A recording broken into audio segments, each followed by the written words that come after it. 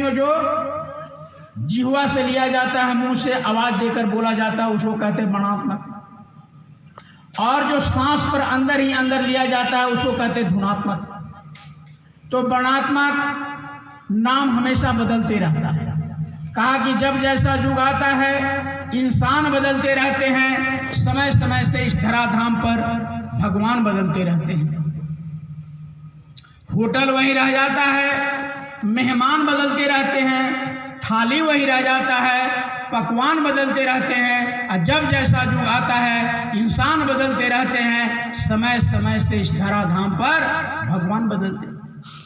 त्रेता में राम बनकर के आ गए, द्वापर में कृष्ण बनकर के आ गए, और कलयुग में तो कितने नामों से संतों ने उस मालिक को जगाया। जैसे सतयुग में हरि नाम से कल्याण हुआ, त्रेता में राम नाम, द्वापर में कृष्ण नाम, एक कलयुग है। तो प्रेमियों,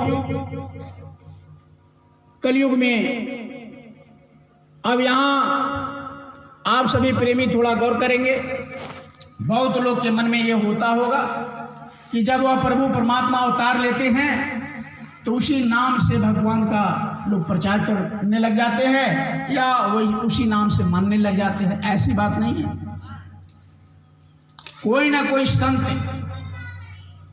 उस नाम को जगाते हैं, पहले साधना करते हैं। साधना करके जब उस मालिक को, प्रभु को, परमात्मा ईश्वर को याद कर लेते हैं, जब उनको प्राप्त कर लेते हैं, अंदर में उनसे बात होने जब लग जाती है, तो हाथ जोड़ते हैं कि आपका मैं किस नाम से पुकारूं। जिस नाम से उन्होंने कह दिया उसी नाम से कल्याण होना शुरू हो जाता है। जब तक कोई संत साधना नहीं करेंगे और जब तक उस मालिक को जीते जी प्राप्त नहीं करेंगे, तब तक नाम नहीं रख सकते। जैसे राम नाम हुआ त्रेता में, अब कहेंगे कि भगवान आए इस धरती पर राम, तब जाकर लोगों ने राम नाम जाना होगा। ऐसी बात नहीं। वाल्मीकि जी महाराज ने 10,000 वर्ष पहले, भगवान के आने के पहले, भगवान राम के इस धरती पर प्रकट होने के 10,000 वर्ष पहले उन्होंने एक वाल्मीकि रामायण लिख दिया था। अब आप गौर करिए प्रेमियों, थोड़ा सा विचार कीजिए। सभी लोग बुद्धिजीवी पढ़े लिखे हैं, बड़े बड़े विद्वान हैं लोग।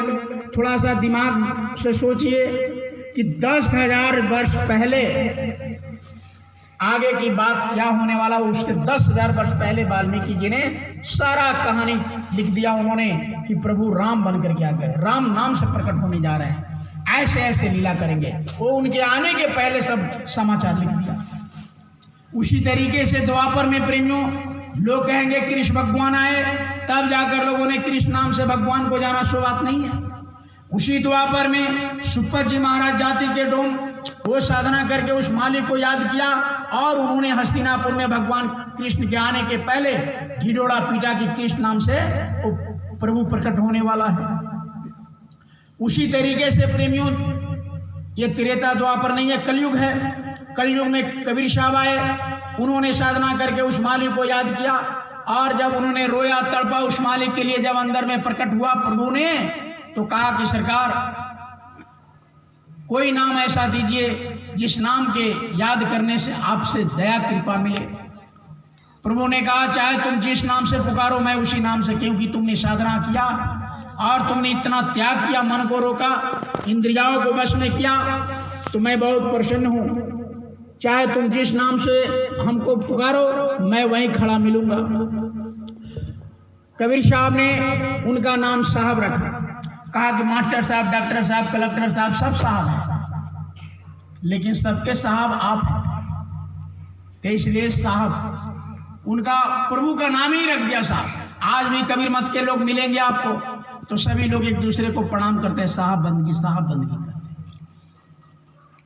जैसे कोई मिलते हैं तो कहते हैं राम राम राम राम, यानी भगवान का नाम लेते हैं। तो कबीर मत के लोग मिलते हैं, साहब बंदगी साहब।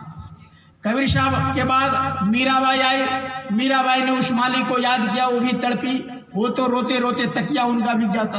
राणा खानदान में पैदा हुई मीरा, राजे महाराजे के घर में आई, क्षत्रिय, लेकिन उन्होंने चमार को कहा कि जात पात पूछे नहीं कोई, हरि के भजो सो हरि की हो।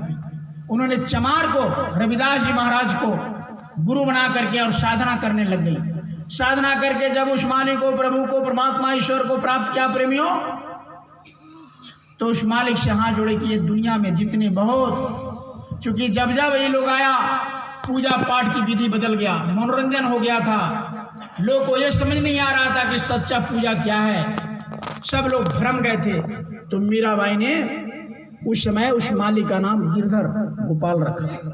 कहा जब गिरधर हो, गिरधर मतलब पहाड़ जी, एकदम स्थिर हो तुम, आप में कोई चेंजिंग नहीं, आप इतने शक्तिशाली कि कोई हिला डुला नहीं सकता, यानी जैसे पहाड़ होता है। तो उन्होंने गिरी रख दिया, गिरधर गोपाल का है। आज भी हम लोग गिरधर गोपाल से मालिक को याद करते हैं। मीराबाई के बाद प्रेमियों इस धराधाम पर आगरा में एक संत आए, शिवदयाल जी महाराज। उन्होंने भी साधना किया, तपस्या किया, उस मालिक को जीते जी प्रभु को प्राप्त किया। उस मालिक के हाथ जोड़ा, कहा कि क्यों याद किया? कहा कि प्रभु आज इस दुनिया में पूजा पाठ की विधि, कोई डर नहीं, कोई अदब नहीं, कोई संस्कार नहीं, कोई मतलब, सब लोग ऐसे। तो उन्होंने कहा कि चाहे तुम जिस नाम से, तो कहा कि ऐसा नाम प्रभु आप बताए जो दुनिया में नाम ले तो उसको एहसास हो शक्ति का, प्रभु का, परमात्मा ईश्वर का एहसास हो। तो कहा कि चाहे तुम जिस नाम से पुकारो मैं उसी नाम से खुशी मिलूंगा। तो कहा कि राधा स्वामी, राधा मतलब आत्मा, दोनों भावों के बीच में यहाँ आत्मा जो बोल रही है, जीवात्मा, ये प्राण, ये आत्मा यहाँ है, इसको बोला राधा। और कहा कि स्वामी आप दुनिया में जितने भी जीवात्माएं हैं, जितने भी प्राणी हैं, सब के आप परमात्मा परम पिता है, स्वामी हैं आप। तो दोनों को मिला दिया, आत्मा और उस मालिक को माने राधा स्वामी। आज भी राधा स्वामी के प्रेमी मिलते हैं, एक दूसरे से प्रणाम करते हैं, राधा स्वामी, राधा स्वामी।